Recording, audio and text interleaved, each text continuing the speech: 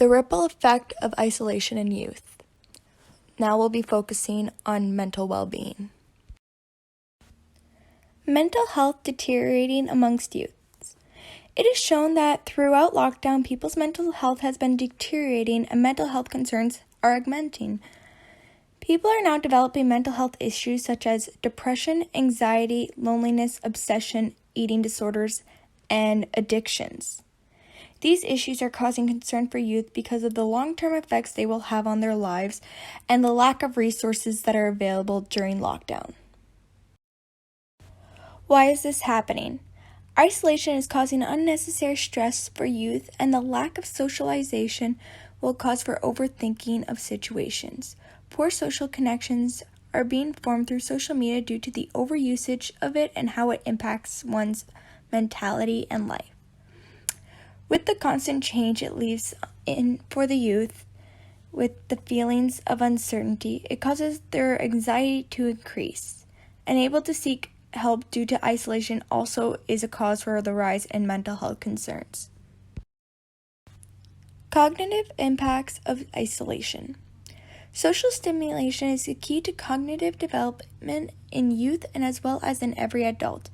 Behaviors are developed during their adolescent years, and with that, they begin to find their identity. Social stimulation as youth is shown to help with stress levels, mental health, and confidence. Today we're talking about loneliness, not to be confused with introversion or social anxiety. While those subjects are worthy topics, loneliness has actually been defined in many ways: a state of solitude or being alone, an inability to find meaning in one's life. Okay, this is already a downer, so look at a picture of the panda. Oh, it's cute. Now I want a panda. I'm gonna overnight one to my crib. I'm gonna do that.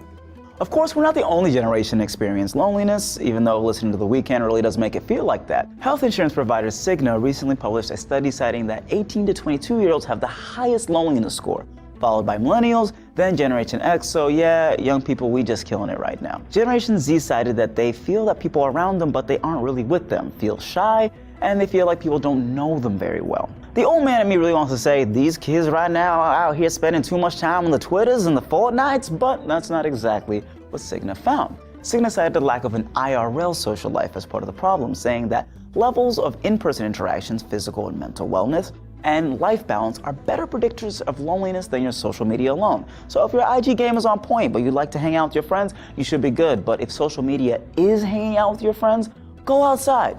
Humans are social mammals and need social interaction to survive. That's part of why solitary confinement in prisons is so torturous. Why do that to yourselves on the outside? Y'all best go out to the quarry for some stickball and a swim. You know, I'm not doing this voice again. One study breaks down the 3 types of loneliness. Situational loneliness is when unpleasant events or circumstances causes us to retract from society.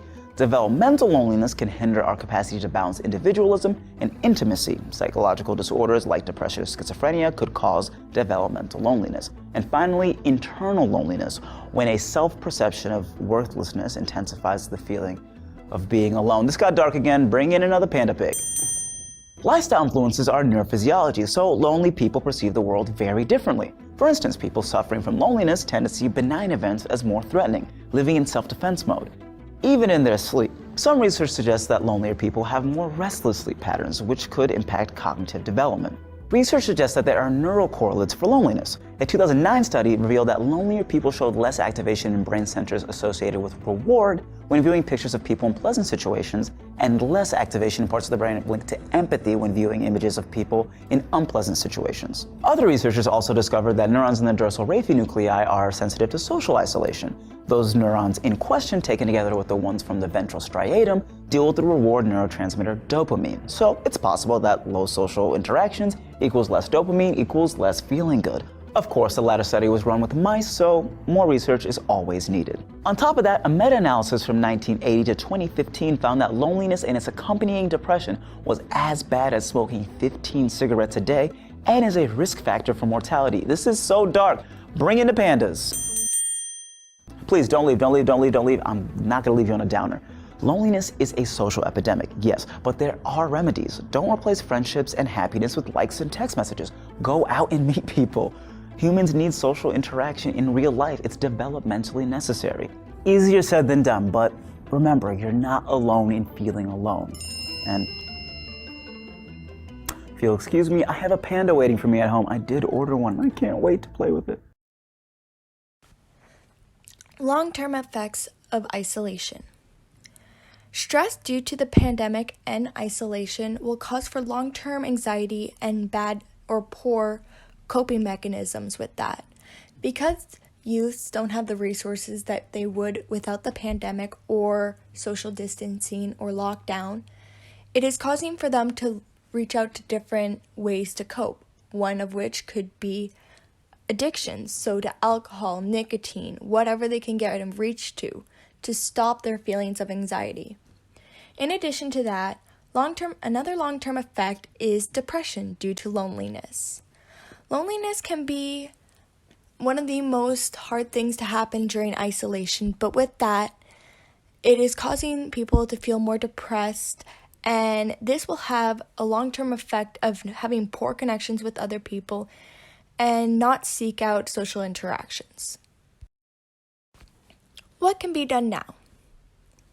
Speaking in a way of coping mechanisms with loneliness, anxiety, and depression will be a good way to start.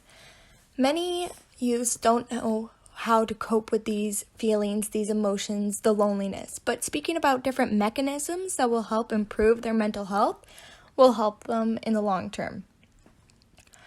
The second way is learning new ways to have social connections and interactions during isolation.